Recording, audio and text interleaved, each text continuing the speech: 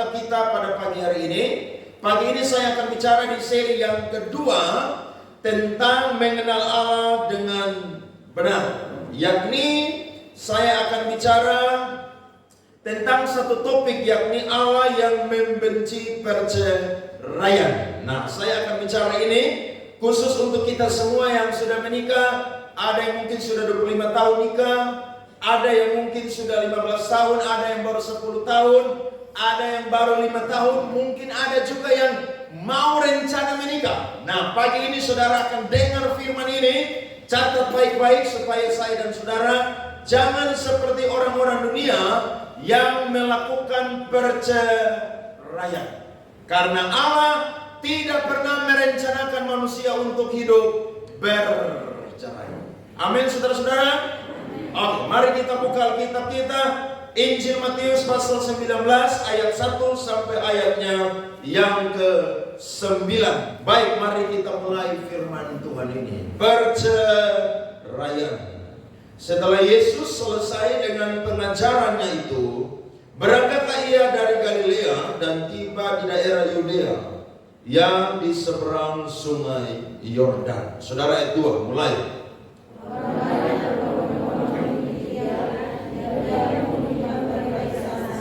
Maka datanglah orang Farisi kepadanya untuk mencobai dia. Mereka bertanya, apakah diperbolehkan orang menceraikan istrinya dengan alasan apa saja?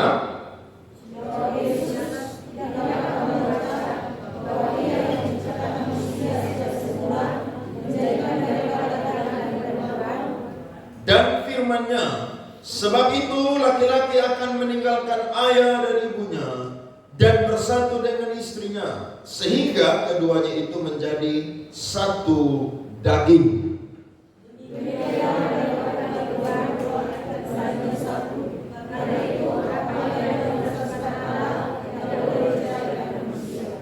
Kata mereka kepadanya, jika demikian, apakah sebabnya Musa memerintahkan untuk memberikan surat cerai jika orang menceraikan istrinya?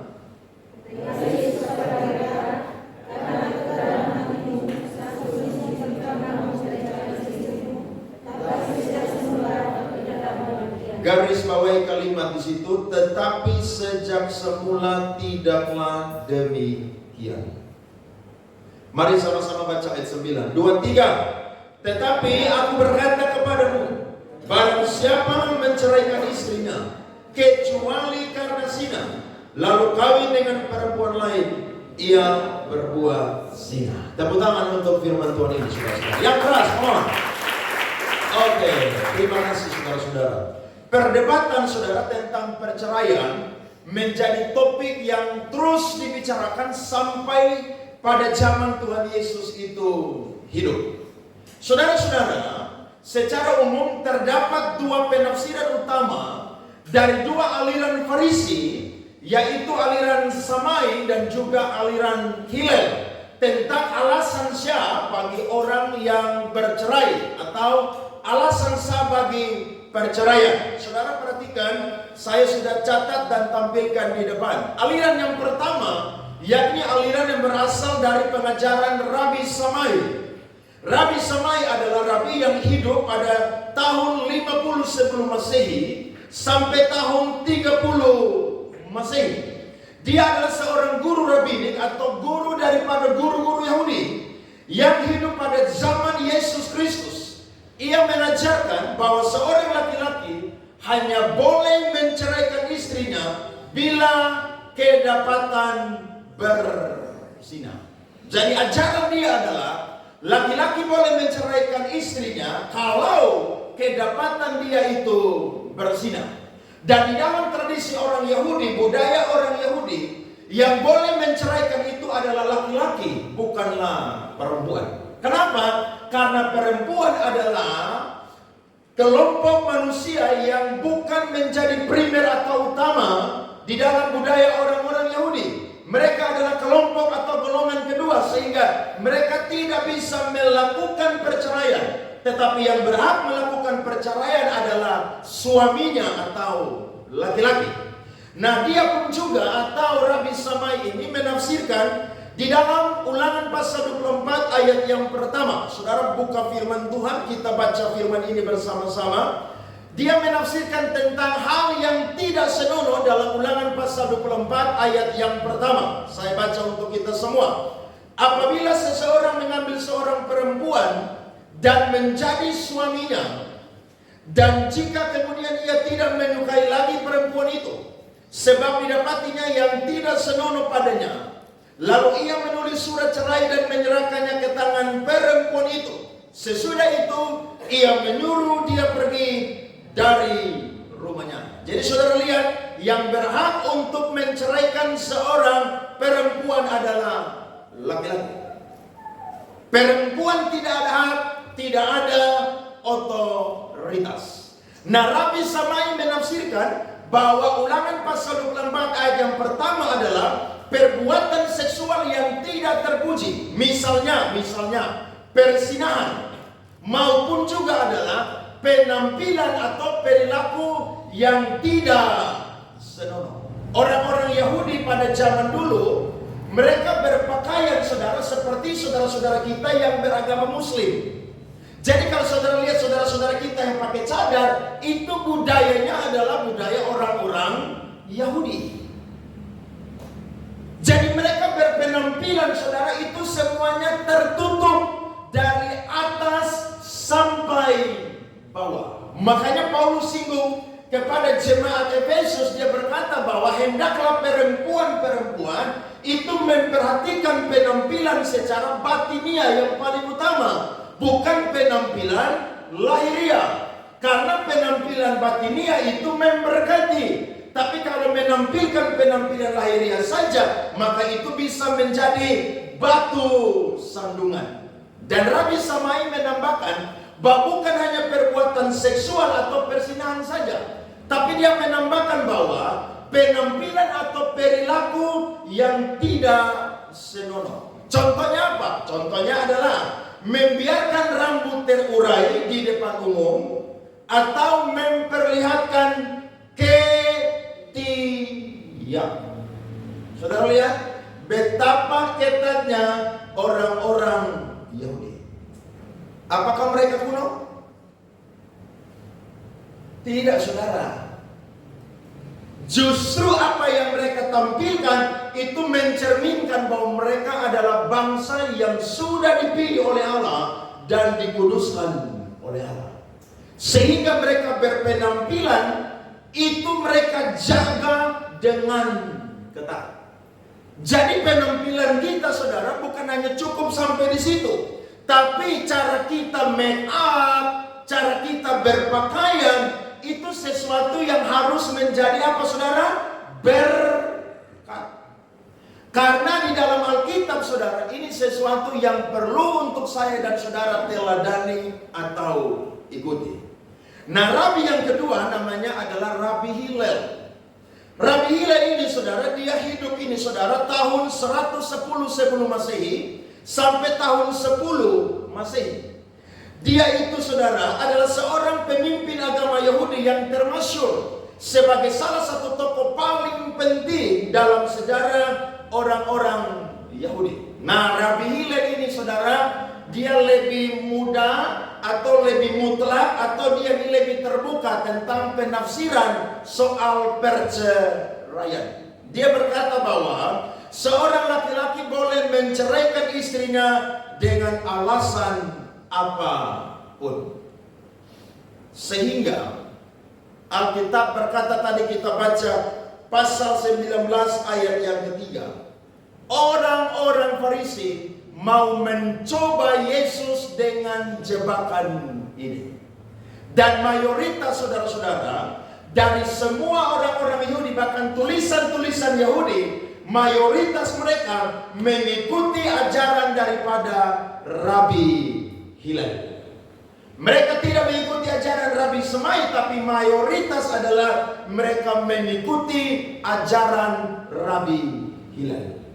Nah, karena mereka mengikuti ajaran ini, maka mereka cari kesempatan untuk mencobai Yesus dan menjebak Tuhan Yesus. Kira-kira Yesus ikut paham yang mana? Ikut paham Samaita atau ikut pahamnya Hillel? Ternyata kita menemukan saudara-saudara, di tengah situasi-situasi begini, Yesus tidak menjurus kepada ajarannya Samain, dan Yesus pun juga tidak menjurus kepada ajarannya Hillel.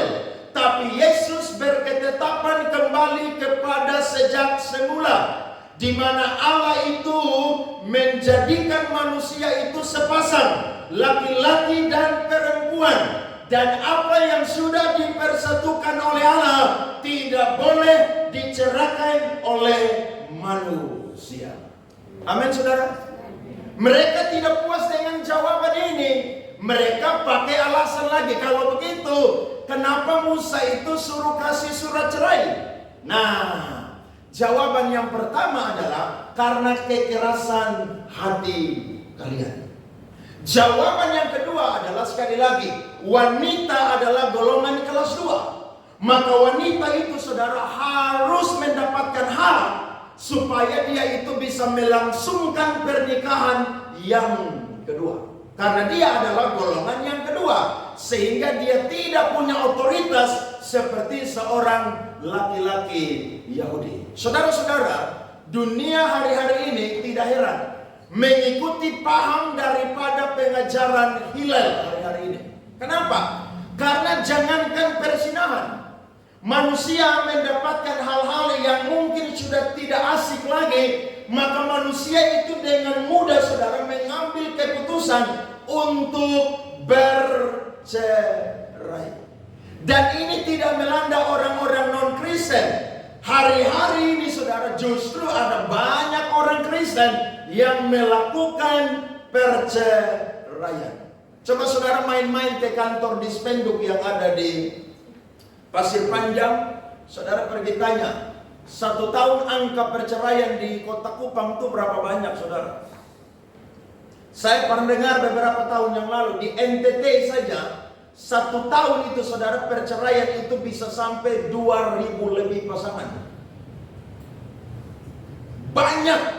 Dan tahukah saudara, mayoritas dari yang bercerai adalah orang-orang Kristen. Makanya mau menikah itu berat, saudara. Coba saudara lihat firman Tuhan di bawah ayat 10. Perhatikan firman Tuhan. Murid-murid itu berkata kepadanya, jika demikian halnya, hubungan antara suami dan istri lebih baik jangan apa? Kawin. Paulus bukan ajak mereka di kitabnya Paulus itu untuk tidak kawin, karena orang tidak kawin itu karunia khas atau karunia dari Tuhan. Tapi gara-gara Yesus ngomong model begini, murid-murid itu juga pikir 2 kali. Kenapa? Karena ketika menikah ambil keputusan 1 kali, itu hanya maut saja yang apa? Memisahkan. Tapi hari-hari ini ada banyak orang nikah, nanti 2 tahun cerai, nanti nikah lagi, dia bosan, cerai lagi. Padahal dia lupa bahwa Kristus adalah kepala dari rumah tangga. Makanya saudara yang mau menikah, pikir baik-baik, kira-kira saya jomblo seumur hidup atau cari pasangan. Karena menikah itu berat. Bukan cuma rindu aja yang berat, menikah juga apa saudara? Berat. Coba tanyalah yang sudah menikah, berat atau tidak? Berat, saudara. Tiap hari saudara lihat dia punya wajah tiap hari. Aduh, bosan saya lihat kamu wajah tiap hari, hanya begini aja tiap hari. Dia lihat saudara punya wajah juga dia bosan. Aduh, saudara. Ini hal yang menarik sekali, makanya mereka mau mencoba untuk menjatuhkan Yesus. Tapi sekali lagi, Yesus kembali kepada rencana Allah yang semula, yakni menjadikan manusia itu laki-laki dan perempuan, mereka dipersatukan untuk melahirkan keturunan ilahi dan menguasai semua yang Tuhan percayakan kepada manusia. Perhatikan Kejadian pasal 2 ayat 20 sampai 24. Kejadian pasal 20, pasal 2 ayat 20 sampai 24. Manusia itu memberi nama kepada segala ternak, kepada burung-burung di udara, dan kepada segala binatang hutan. Tetapi baginya sendiri ia tidak menjumpai apa? Penolong yang apa? Sepadan dengan apa? Dengan dia. Saudara lihat, Adam kasih nama semua binatang, tapi tidak ada satu binatang pun yang pas dengan Adam. Makanya kalau sampai hari ini ada orang terlibat dalam LGBTQ, itu orang yang sangat-sangat disesatkan oleh iblis. Karena Allah tidak pernah merencanakan manusia kawin dengan binatang. Ada amin? Loh ya, buktinya ini. Tapi ada orang sekarang, saudara, laki-laki kawin dengan binatang, perempuan kawin dengan apa? Binatang. Bahkan kadang-kadang yang berkati itu apa? Pendeta. Saudara bisa lihat, zaman hari ini bukan cuma gila, edan saudara.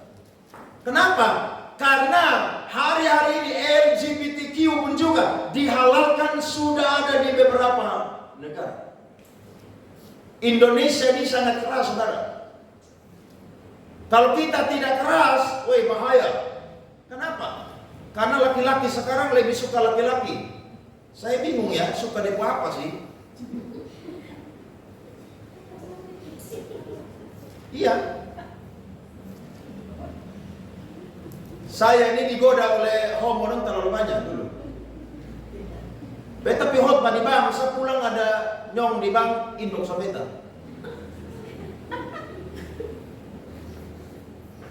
Jadi sekarang saudara, laki-laki itu yang lebih naksir saudara tuh laki-laki.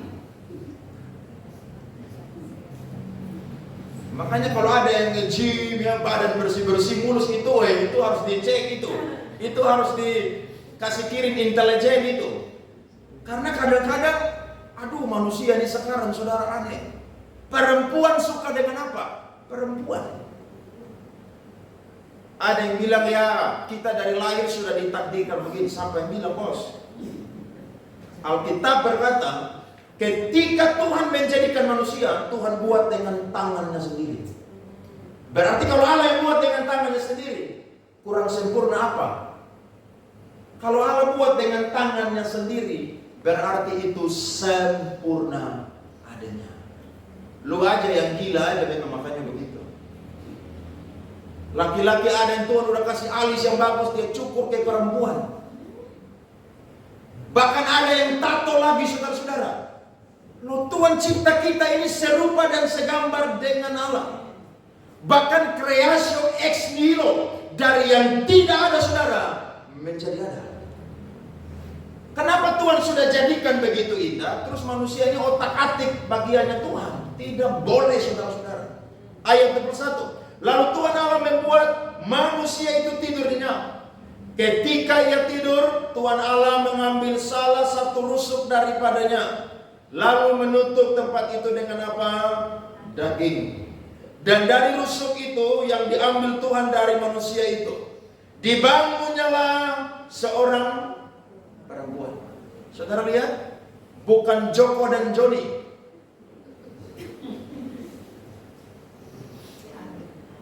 Gereja harus khotbah keras begini. Karena tidak heran ada banyak orang-orang yang sudah jadi pengurus gereja, melayani di gereja, tapi terlibat dengan dosa LGBTQ. Lanjut. Lalu berkatalah manusia itu, inilah dia, tulang dari tulangku dan daging dari dagingku. Ia akan dinamai perempuan sebab ia diambil dari laki-laki. Sebab itu seorang laki-laki akan meninggalkan ayahnya dan ibunya dan bersatu dengan istrinya, sehingga keduanya menjadi apa saudara? Satu daging. Jadi mereka mau otak-atik Yesus tidak bisa. Karena yang Yesus sudah tetapkan sejak semula adalah manusia dipersatukan, laki-laki dan perempuan. Tidak boleh ada yang memisahkan. Hanya maut saja yang apa? Memisahkan. Yang mau menikah, siap menikah? Atau saudara dengar firman pagi ini, saya bilang, aduh Tuhan, saya mau jomblo aja, saya mau hidup. Ya jomblo juga saudara ada konsekuensi. Tapi menikah pun juga ada konsekuensi. Jadi silakan saudara mau pilih yang mana, terserah. Saudara-saudara, firman Tuhan tidak pernah berubah sejak semula. Apa yang Allah tetapkan saudara, itu tetap adanya. Mereka tidak puas lagi. Terus mereka bertanya, terus kenapa Musa tuh kasih surat cerai? Yesus menjawab mereka dengan pertanyaan yang sangat-sangat luar biasa dan jawaban yang sangat luar biasa.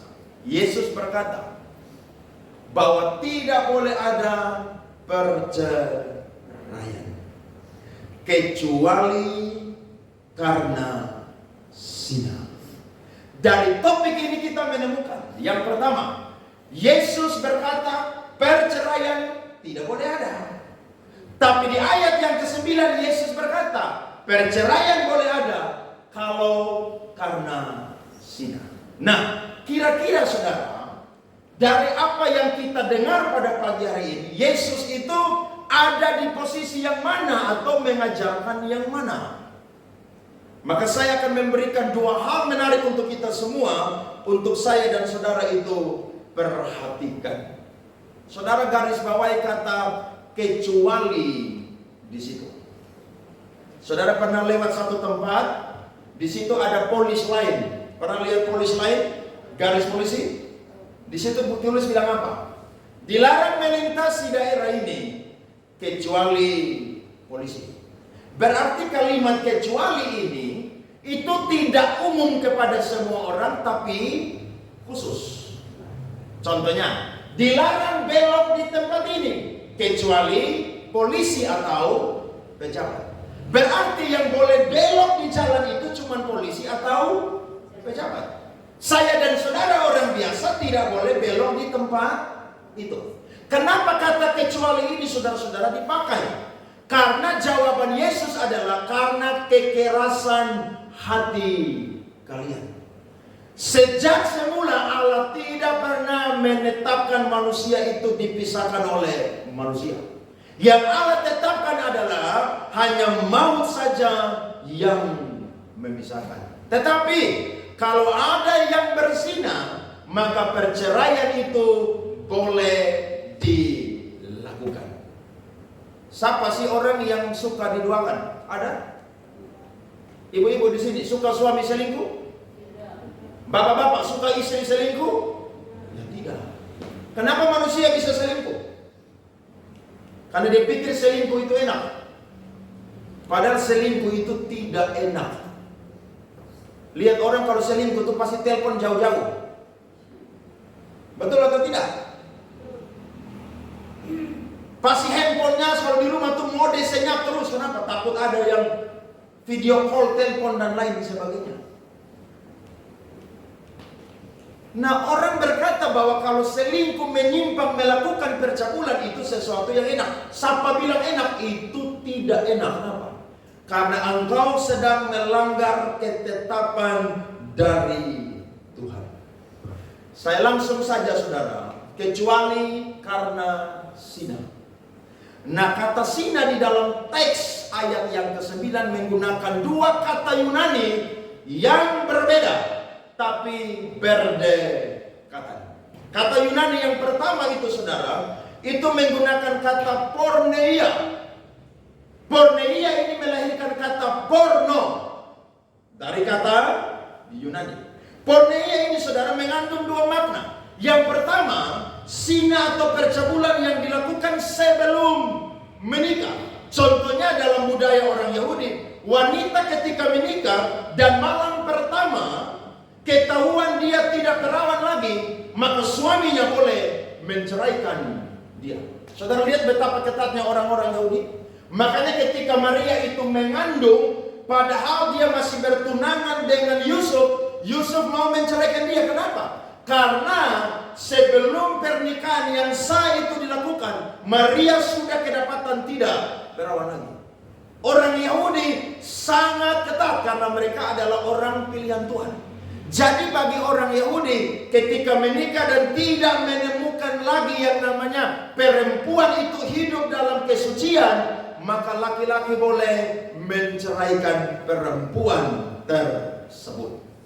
Tetapi porneia ini saudara mengarah kepada perbuatan atau penyimpangan seksual yang sudah dilakukan sebelum menikah.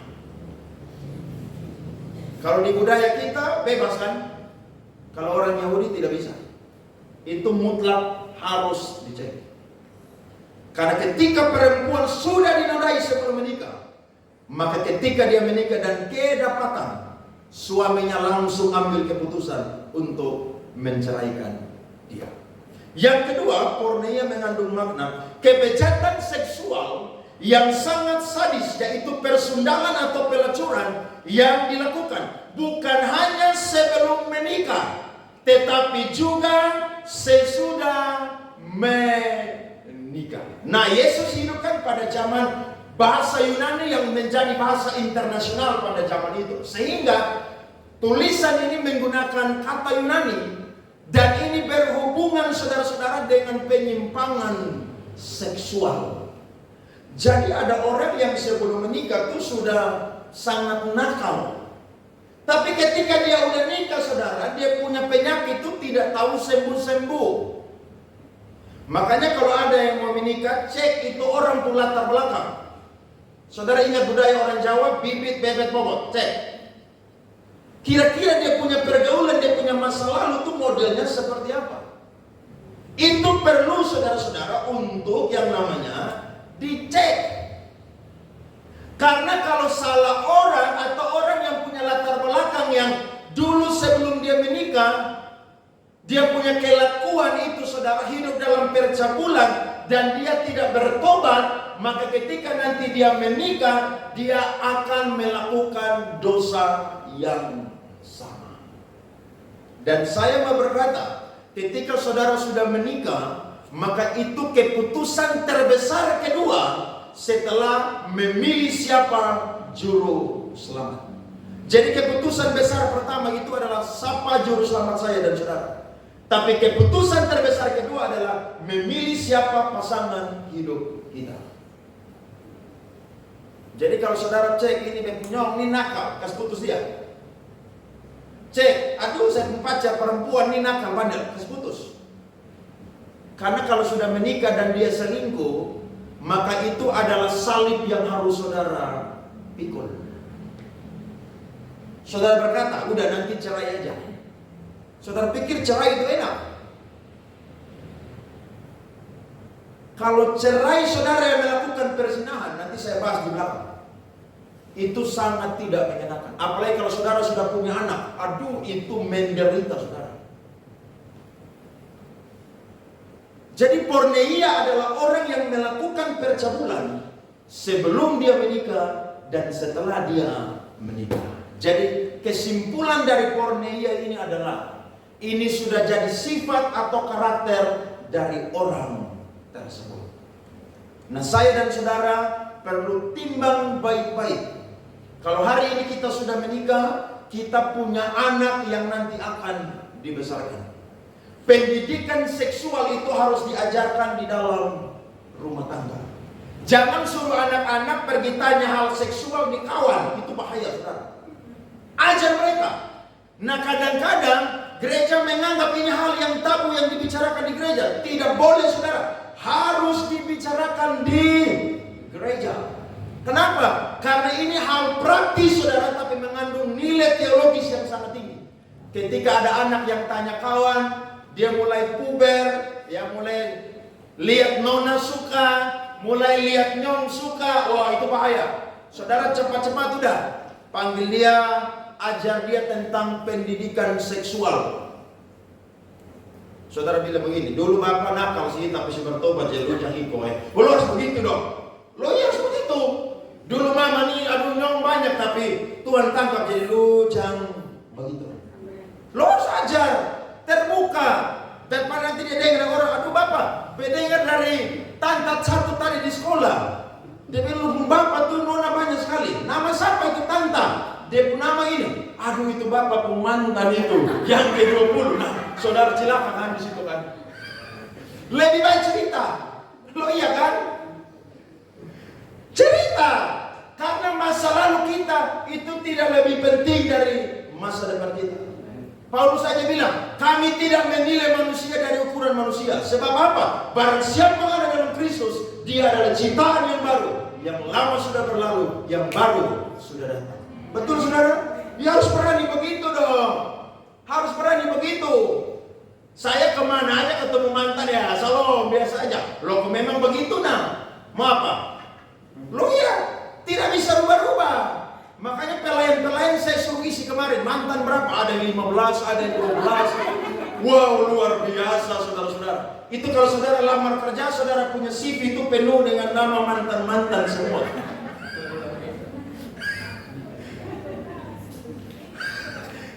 Iya kan? Tapi kan itu masa lalu. Betul saudara-saudara. Itu masa lalu. Tidak apa-apa. Tidak apa-apa. Saya pernah cerita di sini atau belum ya? Saya pergi khotbah di satu kampus ketemu mantan di situ, saudara. Saudara tahu, saya pembahasan khotbah hilang semua. Setan, kenapa ini orang ada di sini? Loh iya. Bahan khotbah hilang semua. Kalau dulu saya mau kosan di Indiana. Tapi dia ketemu senang. Salam Pak Pendeta, wih, salam. Harus begitu, harus jujur begitu, saudara. Memang ini kalau serang kita tuh, saudara, masa lalu kita tuh dia ungkit-ungkit. Tapi kalau saudara jujur, iblis itu akan malu dan pergi. Jujur aja, tidak apa-apa. Apalagi kita yang udah menikah, tidak usah cemburu lebih-lebih, tidak usah. Kenapa? Karena sampai kalau ada orang menikah dengan kita, berarti dia yakin bahwa kita yang paling terbaik. Betul atau tidak, saudara? Saudara jangan insecurity. Saudara harus secure, harus apa? Nyaman. Biar ada yang lebih tampan di luar, tapi bapak lebih tampan dari dong semua. Harus begitu. Biar ada yang lebih cantik dari mama, tapi mama yang paling apa? Cantik. Makanya sebelum menikah, buka mata, buka telinga. Tapi ketika sudah menikah, tutup mata, tutup telinga. Lu harus begitu. Lihat cowok tampan boleh? Ya boleh, siapa bilang tidak boleh. Lihat cewek cantik boleh? Ya boleh. Tapi jangan mengingini wanita lain atau laki-laki lain. Jadi kalau ibu-ibu jalan dengan suami bilang, cantik ya itu cewek ya. Saudara bilang, betul dia cantik. Saudara jangan mencemburu langsung ngambek di mall situ. Wah itu bahaya itu, aduh ini harus doa pelepasan. Tidak boleh. Iya, itu normal saudara-saudara. Itu baik. Masa saudara mau lebih daripada perempuan yang lain? Kan di atas lagi kan masih ada langit, betul atau tidak? Kalau saudara jalan lihat cowok ganteng, aduh itu cowok ganteng ya papa, betul dia ganteng. Karena memang dia ganteng, dia tampan. Harus mengakui ada orang yang lebih daripada kita. Makanya orang bikin lomba dulu cover boy, cover girl. Kenapa? Itu cari nyong-nyong yang paling ganteng dan paling cantik. Jadi saudara-saudara, ketika berpacaran, maka saya baca satu buku tentang pernikahan. Saudara harus pakai dua komunikasi. Komunikasi yang pertama namanya soft komunikasi. Yang kedua adalah hard komunikasi. Soft komunikasi adalah pembicaraan-pembicaraan yang ringan. Sedangkan hard komunikasi adalah pembicaraan-pembicaraan yang berat. Jadi ketika saudara pacaran, saudara jangan bahas hal-hal yang cerita omong-omong kosong aja. Iya, bapak nanti nikah kasih anak berapa bapak? Loh, itu hal yang tidak perlu diomongin. Karena anak itu karunia Tuhan. Tapi kita berdoa supaya apa? Tuhan kasih kita apa? Keturunan. Nah, saudara ketika bangun hubungan, tanya hal-hal yang soft dan hal-hal yang keras. Jangan lupa tanya, kamu pacaran berapa kali? Kamu pacaran paling lama tuh berapa tahun? Keluarga kamu tuh bagaimana? Kamu visi hidup tuh apa? Tanya sampai hal-hal yang apa detail. Dan saudara tidak boleh tersinggung. Kenapa? Karena itu komunikasi yang dipakai namanya adalah soft komunikasi dan hard komunikasi. Tanya sampai detail-detail. Supaya ketika saudara menikah, saudara tidak bangun penginjilan dalam rumah tangga lagi. Sebab ketika saudara pacaran, saudara sudah apa? Penginjilan. Ada yang berkata, Pak Andre, sudah nanti nikah baru saya penginjilan. Silakan bos. Lu coba aja, lu akan doa puasa tiap minggu, saya yakin. Waktu menikah saudara penginjilan. Tanya, kamu di rumah baca Alkitab tidak? Tiap hari kamu doa tidak? Kamu suka beribadah atau tidak? Kalau ketemu yang model pemalas, biar dia tampan, biar dia kaya pun juga, kasih putus dia. Sebab kalau saudara kehilangan dia, Tuhan akan kirim orang yang lebih mantap dari dia. Percaya aja. Loh, buat apa dia ganteng, dia kaya, tapi dia tidak suka ibadah, tidak suka baca Alkitab, pemalas doa. Buat apa saudara-saudara? Carilah yang takut akan Tuhan. Karena kita bilang, diberkatilah orang laki-laki yang takut akan Tuhan. Kapan diberkatinya?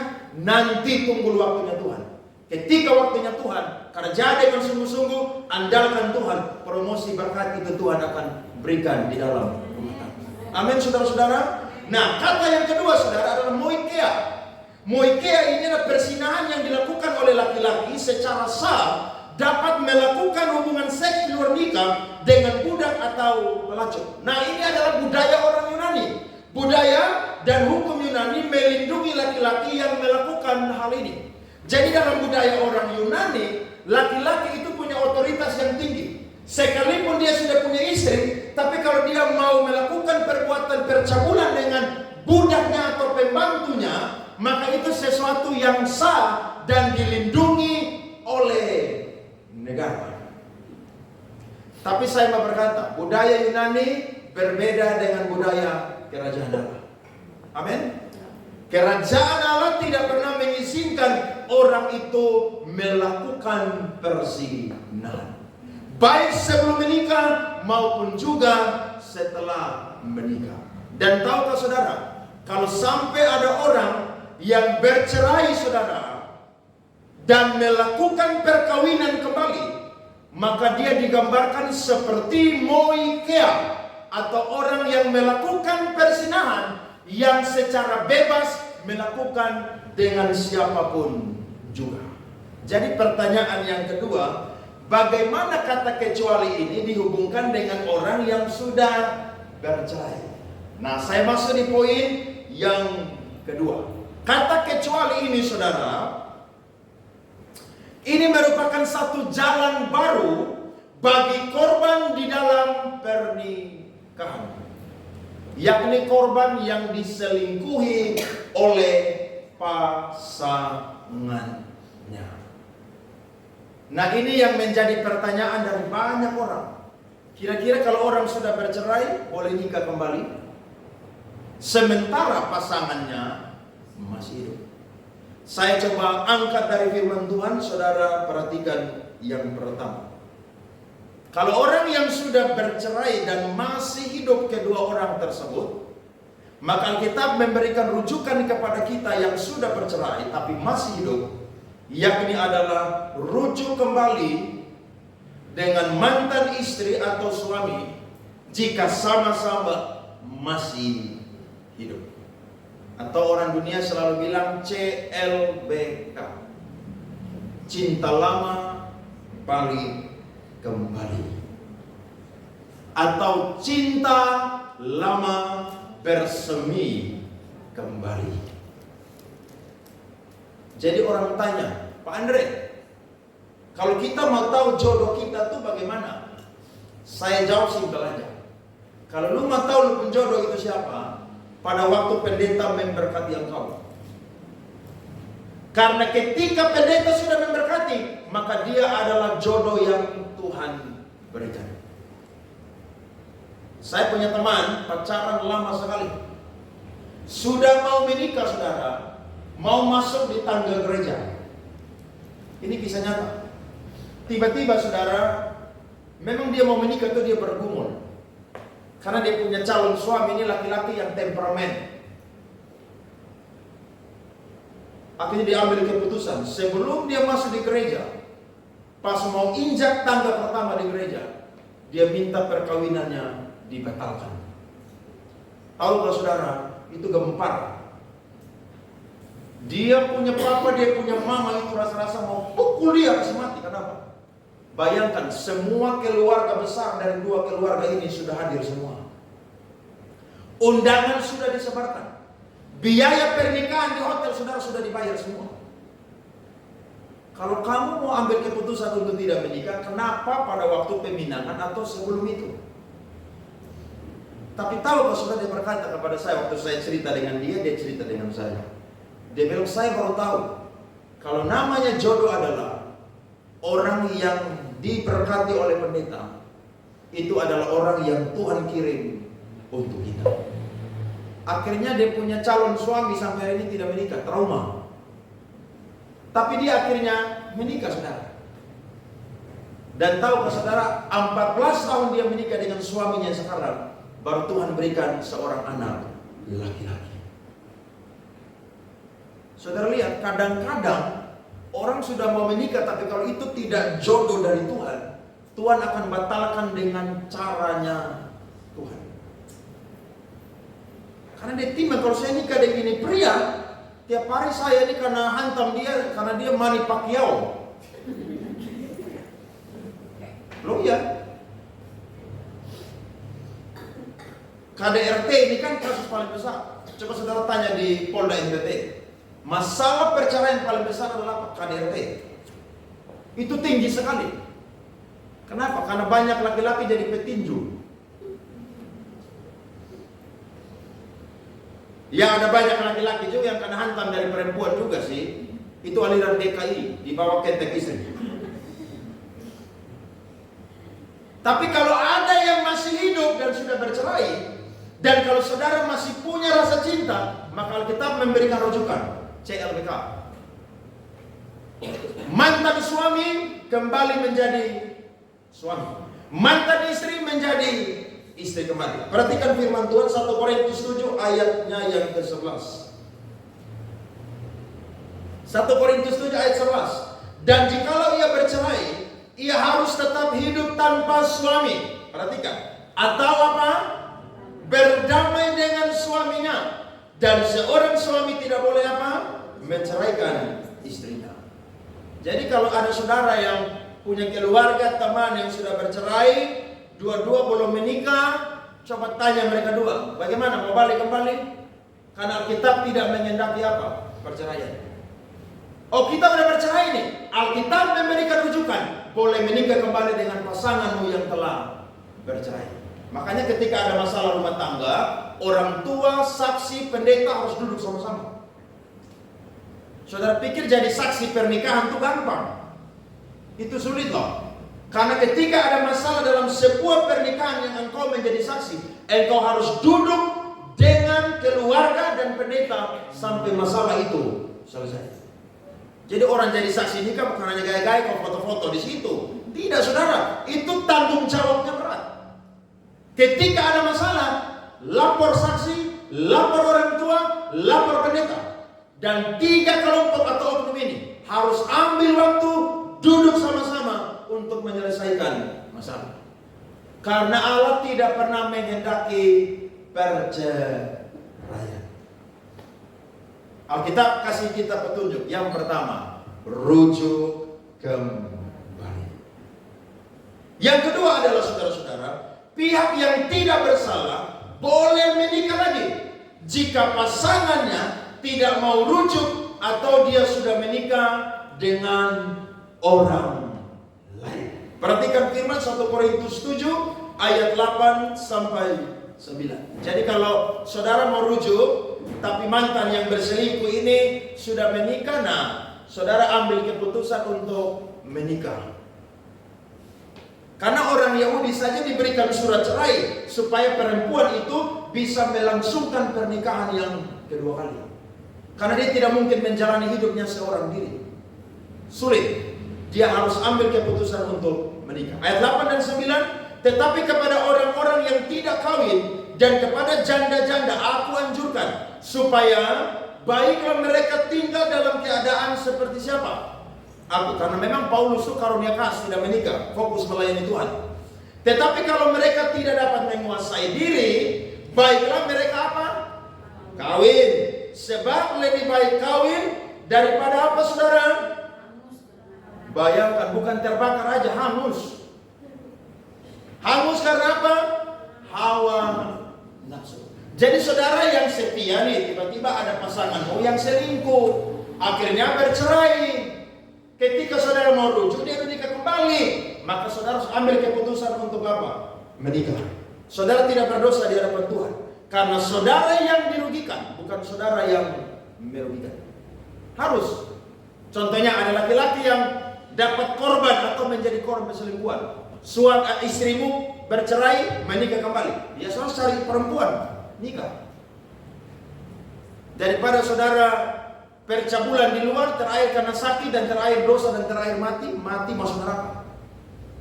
Tapi ingat, saudaralah yang menjadi apa? Korban. Yang ketiga, ayat 39, 1 Korintus 7, mari kita baca satu ayat lagi. 1 Korintus 7 ayatnya yang ke 39. Alkitab berkata, istri terikat selama suaminya hidup. Kalau suaminya telah meninggal, ia bebas untuk kawin dengan siapa saja yang dikehendakinya. Asal apa, saudara? Orang itu adalah apa? Seorang yang percaya. Jadi boleh nikah kembali, tapi jangan cari yang gila lagi. Saya tahun lalu kan diminta untuk berkati seorang laki-laki dan perempuan. Mereka gereja di salah satu gereja Pentakosta di Kupang ini. Teman saya rekomendasi untuk berkati mereka. Waktu itu saya ada di Jakarta, saya bilang nanti saya pulang baru ketemu. Ketemu dengan mereka, ngobrol-ngobrol. Saya tanya latar belakang, udah pernah menikah belum? Dia bilang sudah menikah Pak Pendeta. Berapa kali? 1 kali. Oke, nama lengkap siapa? Terus ibu lagi. Kakak perempuan nama lengkap siapa? Nah ini perlu dicari tahu, saudara. Padahal mereka bilang, Pak Andre nanti berkati kami, nanti kami kasih Pak Andre PK 5 juta. 5 juta itu besar loh, berkati orang. Tapi saya tidak pernah silau dengan bayaranmu 5 juta. Karena kalau saya salah berkati kamu, itu nama baik saya itu akan hancur.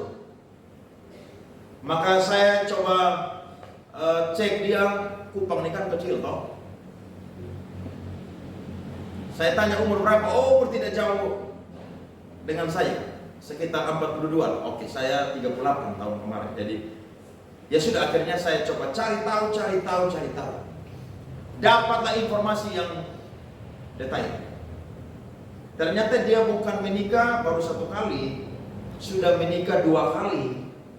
Dan ini pernikahannya yang ketiga.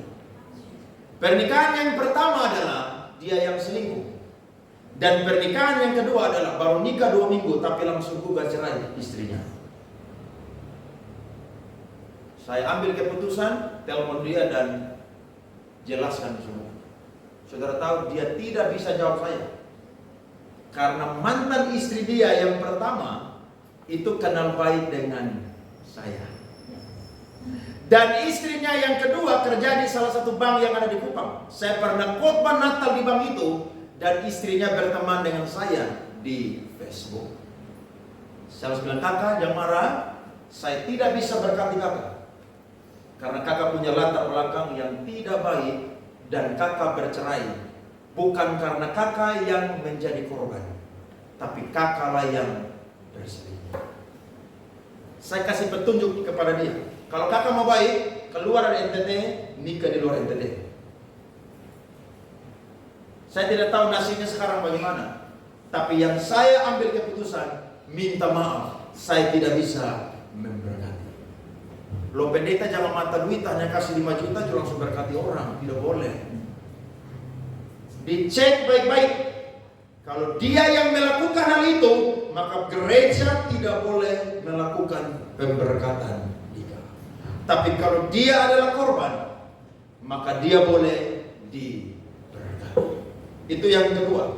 Yang ketiga, pihak yang bersalah tidak boleh menikah lagi, sebab itu adalah konsekuensi dari melanggar janji nikah. Ibrani 13 ayat yang keempat, Alkitab berkata, hendaklah kamu semua penuh hormat terhadap perkawinan, dan janganlah kamu mencemarkan tempat tidur, sebab orang-orang sundal dan pesina akan dihakimi oleh Allah. Dan yang keempat adalah, jika sebuah pasangan tanpa ada masalah tetapi mau bercerai dan terlanjur bercerai, maka kedua-duanya tidak boleh apa? Menikah lagi. Contohnya ada berkata, aduh saya udah bosan dengan kamu. Terus dia bilang, saya juga sudah bosan dengan kamu. Terus bagaimana? Kita cerai aja ya. Kalau sampai ini terjadi, maka dua orang ini tidak boleh menikah kembali. Dua-duanya harus apa? Jomblo seumur hidup. Single itu pilihan, tapi jomblo itu nasib.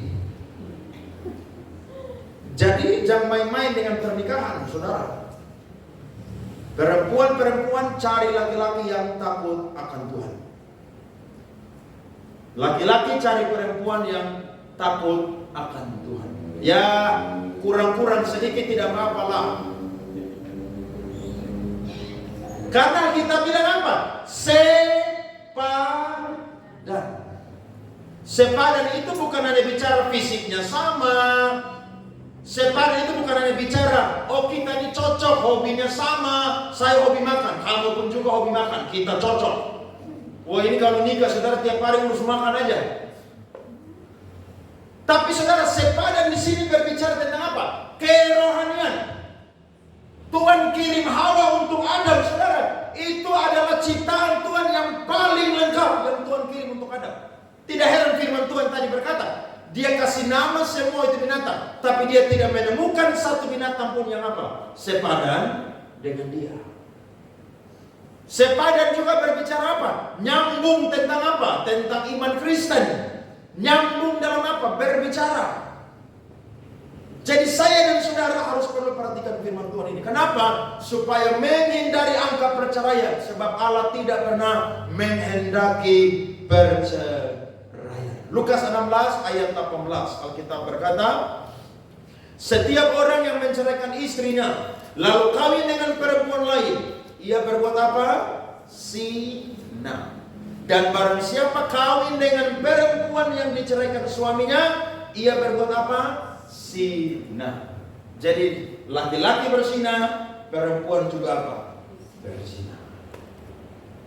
Jadi ada yang berkata, Pak Andre, betul saya udah salah, tapi kalau saya nanti tidak nikah, nanti saya hangus karena hawa nafsu. Tidak boleh. Itu konsekuensi atau salib yang harus kamu pikul. Siapa suruh kamu minta cerai? Jadi ada pendeta-pendeta ini saudara yang ekstrim. Kadang-kadang ada pendeta yang tidak perlu selidiki. Namanya orang bercerai, masih hidup pasanganmu, tidak bisa bercerai. Kalau saya ikut petunjuk firman Tuhan, ini hal yang keempat. Kalau dua-dua mau berpisah, tapi bukan karena ada yang berzina, tapi mungkin rasa sudah bosan lah, sudah tidak cocok lah, itu tidak diizinkan untuk diberkati atau menikah kedua kali. Karena agama Kristen ini agama monogami, bukan poligami, bos. Kalau lu mau poligami, pindah agama lain. Iya kan? Agama lain kan boleh, mau istri 1, istri 2, istri 3, istri 4, istri 5, 100 juga boleh. Yang penting lu kuat uang, apa? Tapi dalam kekristenan, perkawinan itu adalah apa? Monogami. Jadi kalau saudara temukan pasangan yang aduh kayaknya menjengkel, saudara hela napas aja udah deh, aduh. Ya sudah Tuhan nasi udah jadi bubur, jadi sudah lanjut aja, gas aja. Tapi saudara jangan berdoa supaya dia mati cepat, jangan, tidak boleh itu. Karena laki-laki dan perempuan itu tidak pernah cocok. Namanya aja laki-laki dan apa? Perempuan. Laki-laki pakai apa? Pikiran. Perempuan pakai apa? Perasaan. Makanya ibu kalau ngomong, saya rasa. Karena perempuan itu pakai perasaan. Kalau laki-laki, saya pikir, gak nyambung kan? Satu rasa, satu apa? Pikir. Tidak nyambung, saudara-saudara. Tapi memang manusia itu dipertemukan tidak selalu cocok 100%, tapi dicocok-cocokkan. Hal yang besar harus apa? Diperkecil. Hal yang kecil harus apa? Dihilangkan. Jadi saudara jangan main-main dengan kata bercerai. Karena ketika saudara bercerai, justru saudara akan apa? Menderita. Dan yang kelima terakhir, jika salah satu pasangan telah mati, maka barulah diperbolehkan menikah kembali. Roma 7 ayat 2 sampai 3. Sebab seorang istri terikat oleh hukum kepada suaminya selama suaminya itu hidup. Akan tetapi apabila suaminya itu mati, bebaslah ia dari hukum yang mengikatnya kepada suaminya itu. Jadi selama suaminya hidup, ia dianggap apa? Berzina.